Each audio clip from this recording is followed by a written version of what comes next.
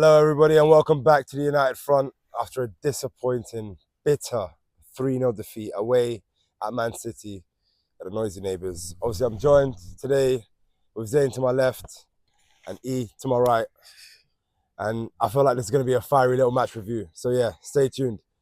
I guess it's a tough result to take. 3-0 is always tough. Where do we go from here?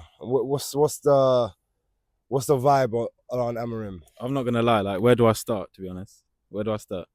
I said beforehand, didn't I, in the preview, that if we get battered, it's bye-bye Amorim. Where do you sit? You know what? I'll be honest, I don't want to get involved in that conversation, bro. At the end of the day, bro, I feel like every week, yeah, we're jumping from we're back to sack him to we're back to sack him. I think just chill. You know what I mean? We don't have to be making drastic calls like sacking 4 games in. Like, at the end of the day, we played City, we played Arsenal, we played Fulham and Burnley. Like, City and Arsenal, 2 teams anybody could beat. City could be any. We won one. I hear that. It's not good enough. Amorim knows. And the only one we won is against Burnley. Listen, Amorim knows, and he said it himself numerous times. If he doesn't do it, he's going to get sacked. So basically, all right, cool, yeah. So every single team that was above us last season has either beaten us or got points off us. The only team that hasn't is a team that was below us, and that's Burnley. Well, look, like I said, it's not good enough, and it needs to improve. But you can criticize Amorim without saying let's sack him every week, is my point. And I think football dialogue generally is just, the football discourse is just ruined, I think, by just people having mad reactions every single week. The mistakes every single week, are they acceptable? No, I don't. To be honest, when I looked at, you know what, let's start with the team selection, yeah? Zayn, what do you think of the team selection? Talk to me. Not gonna lie, man. I'll be real. When I first saw that it's Bruno and Ugarte in midfield, instantly I was thinking, I don't think that's the right call. Yeah. That was my first thought. I was vexed when I see that, bro. Furious, man. Furious. That, honestly, man, that was not at all what I was looking to see. I think Sisco should have started. I think he needed to start, personally, in my opinion. I think this was probably a good game. He's had some game time now. He's played, some minutes for United, played some minutes over the international break. Thought it'd be a good way to ease him in. He's quick, he's strong. It seemed like a decent game for a decent focal point striker, especially considering we haven't got Mount or Cunha in at the moment either.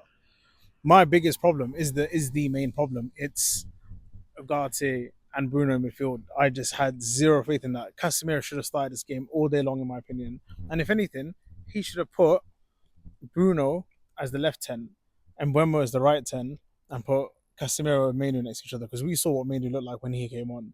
Don't get me wrong, we were struggling, we were suffering in that game, but I think this is the kind of game you need somebody to be able to hold on to the ball for a split second at least. Ugarte does not give us that, and he never really has. He was at fault for, I think, definitely one of the goals. Yeah. Maybe 2, and he could have been at fault for things that didn't turn out to be goals, but were chances that City should have buried and would have buried another time. And so, realistically, I'll be honest, that performance, there wasn't many positives to take from it. I can't lie. I'm sitting there trying to think of the good things, and there wasn't many. Like, at the end of the day, we got smoked. 3-0. Easy could have been. Battered. Could have been 4. Yeah, it could have been 4. Could have been 5. And we looked toothless in front of goal. We didn't look comfortable in defence. Our midfield looked shaky. There wasn't any positives really I could take out of this game. Like, we gave away the goal at the end that was just so comical. Like, just letting Haaland in that much space. Yeah, they could have scored 5. They could have easily scored 5. That's what my point is. Listen, it was disappointing. There's no real positives to take from this. Yeah. Amorim, I can't lie, you got some questions to answer, son, because that team selection, that Ugarte starting stinks. He did it last year. Ugarte and Bruno. The thing is, right, the gaps that are in the defence, let alone even the midfield. Let's forget about the midfield for a second, yeah. The gaps that are in the defence, and we're talking about a formation, which means that we're absolutely should be solid at the back. And we're not. I hear it. The gaps are crazy. Look at Shaw today. It's insane. Shaw didn't have a great game. Bruno didn't have a great game. I don't think anybody had a good game. Genuinely. I think everybody genuinely had individually poor games. On top of that, maybe the formation didn't work today.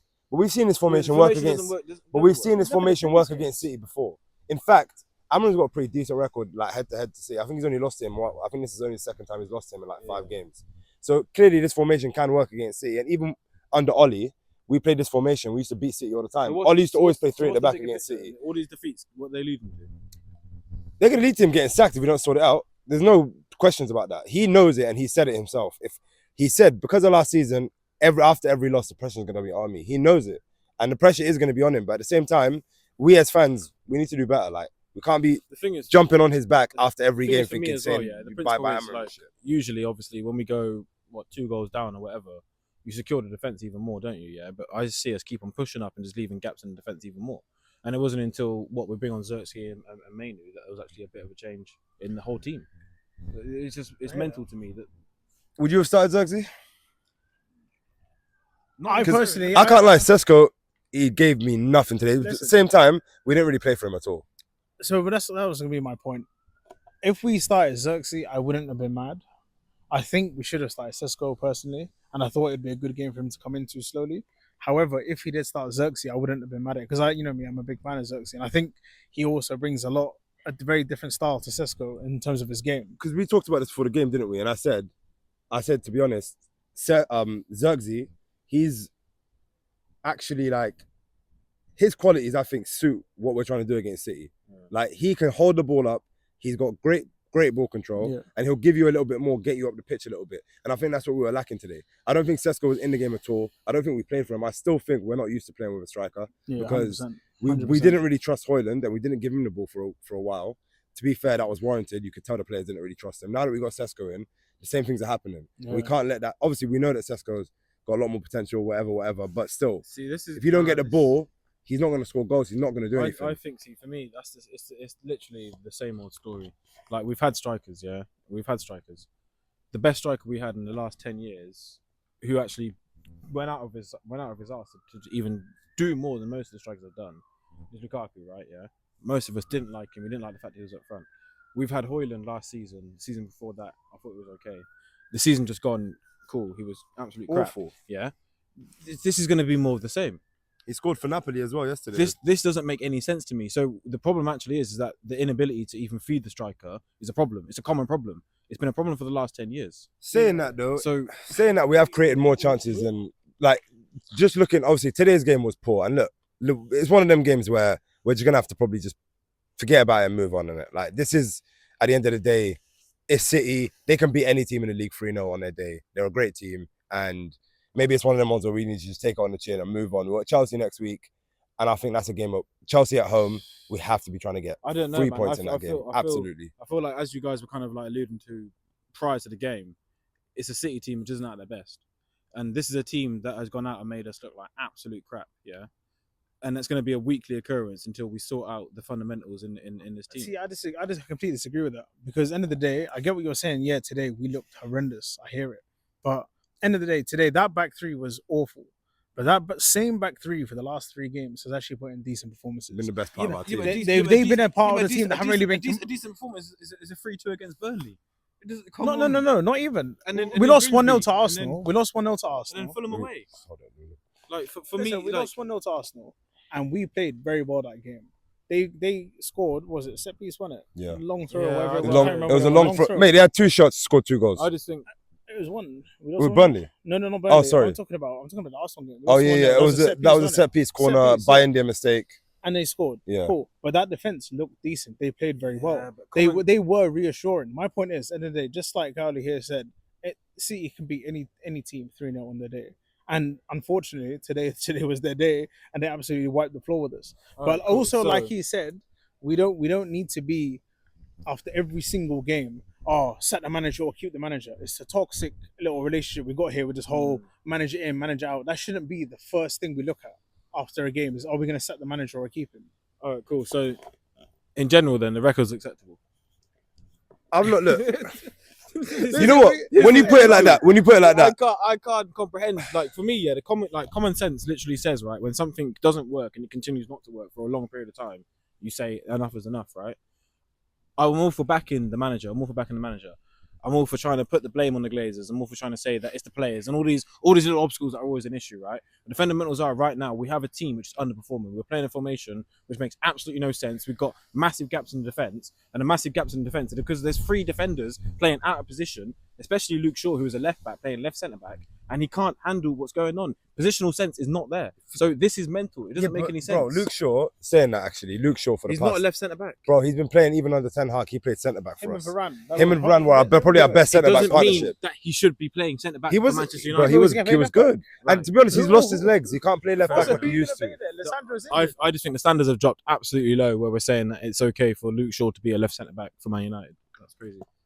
You know what? I disagree personally. I think Luke Shaw has shown that probably centre back might be his best position, like for the moving forward. But and that's his best position. The question really is, if we're not happy about Luke Shaw's position, we should have sold him. Like a lot of people are saying, why is he even still there? No, I hear that. But listen, also keep in mind, this is his first proper transfer window. You can't fix every single problem in the team. That's true. In one window, they've got a brand new front three. You know what I mean? They had Dorgu in January. And we all sat here and identified the problem. One of the biggest problems we see is our problem in midfield. Clearly the board identified Baleba as a player that they want to lead this team forward in midfield, right? Again, they weren't able to get him last season. Listen, they weren't able to get him last season. And like many people, I've seen many other fan bases, Liverpool, they said they had to wait because they only wanted Van Dijk, so they had a hole in defence. You know, you had Arsenal that were saying they had to wait for the right striker to be available. You know, they were saying they wanted to wait for Sesko. They ended up getting Gyökeres. Big teams often wait for the right players and they sign him. We've always criticised. We've always been criticised, and we've always criticised our own board and the way we've done things by always just going out and signing a player and fixing the gap and getting a player that's crap, right? What's that done for us? We haven't done what Liverpool and Arsenal and these lot have done in the transfer window. Man United have gone out of their way to try and buy the best in class. We're trying to buy the best players we can. We don't try and buy the worst players we can. Yeah. So all the players that are underperforming for Manchester United, it's just a toxic environment. I don't like that. Makes complete sense. But all these players we signed them, and we think we're going to win the league and we're going to do this with them.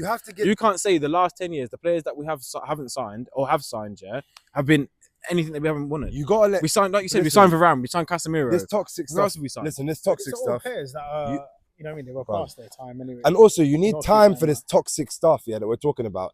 These things take time to fix. We've talked about Man United for years, and we've always said the problem's bigger than the manager. The problem's bigger than the players. Ralph Rangnick came out. We're watching the game with a bunch of Arsenal fans. They started being like, "Oh, Rangnick said he needed open heart surgery." Since then, we've literally sacked 2 managers and literally sold our whole team. And we still see the same issues because these problems are way deep rooted into Man United, 100%. And they're going to take a long time to fix. 100%. As of the start of this season, our whole boardroom has been completely replaced, sacked and replaced. Right. The effect of that is going to take a little bit of a while to work, and it might take a year, it might take 2, and like Zayn said, it's going to take at least more than 1 transfer window to fix our problems. What's your solution to the performances? My solution, listen. The performances. No, performances alone. Nothing else. Performances alone. The performances that we're seeing week in, it's week down out, to Amorim. Under Amorim. It's down to Amorim. And listen, it's down to Amorim. And my solution is Amorim needs to improve. And if he doesn't, he's gonna get the sack. What is improvement to you? You're just saying for him he needs improvement. What is it to you? From what you see, from what you're viewing week in, week out? I'll be honest. The actual change that you need to see. I'm still not that negative. I think considering the 4 games we've had 2 games that we've lost, 1 game that we've drawn, 1 game that we've won. The 2 games we've lost have been against what we thought were going to be title contenders in City and Arsenal. Excluding it to the league. Huh? Forgetting about Grimsby. Well, I'm just talking about the league right now. Obviously, Grimsby was a devastating. There's no excuses for that. It was a devastating performance, and it just happened. But considering the 4 games played in the league, Arsenal and City, 2 title contenders. We played Burnley, who we beat, and we played well against them. Fulham, we should have won that game, but second half they had the better of us, and we didn't put away our chances. I still think that's some positivity, quite a lot of positivity, and it's not that unexpected. Look at the progression here. So I'm hearing everything you're saying. Right? On the base of things, it makes complete sense. You're like, look, we're not getting the results. We're not this. Last year, we weren't getting the results. But look at the football we were playing last year. Last year, every single game, we're going to every home game, we're out there in Old Trafford watching just stinky performances. I'm going there watching us getting dealt with by every single team. And we're not even doing it. We're not putting a single foot right. I think this season, although we haven't got all the results that we wanted, I've seen a lot of change in the way we're actually playing football. I think the performances have been awful. I think they've been awful. No, man, I disagree. There's 1 game. I think we need you to remember this is not 2008 Manchester United, man. The only game this season where we stood up. Everything else has been absolutely crap. All right, cool. Listen, this conversation, we can do it for a long time, but let's end it with a little bit of Let's try and bring some unity, right? Let's try and be a United front on it. I think bring it forward. It's United front. Pun intended, yeah. Like I said, I think it's important for us to be able to see something going forward. And like, I don't know what you guys think that is expected or is I agree. I've seen something. I think we've all seen something, and maybe we all can disagree or agree about how much of what we've seen is actually good enough and whether it's going to take us as far as we want to go. But I think we've seen something, and I think we can all agree on that, can't we? Yeah. We've seen something. Whether it's going to be good enough or not, Sonic against Arsenal. whether it's going to be good enough or not, You don't look convinced at all, man. Listen, whether it's going to be good enough or not, let's wait and see. But we've seen something. Now let's wait and see if this something develops a little bit more. Like I said, Chelsea next. We need 3 points on that. I think we can all agree on that as well. Yeah? We need to unite on that. We can all agree on that. Yeah. Cool. Listen, we'll end it there. But guys, we'll probably put out our player ratings as well. We're also going to be back.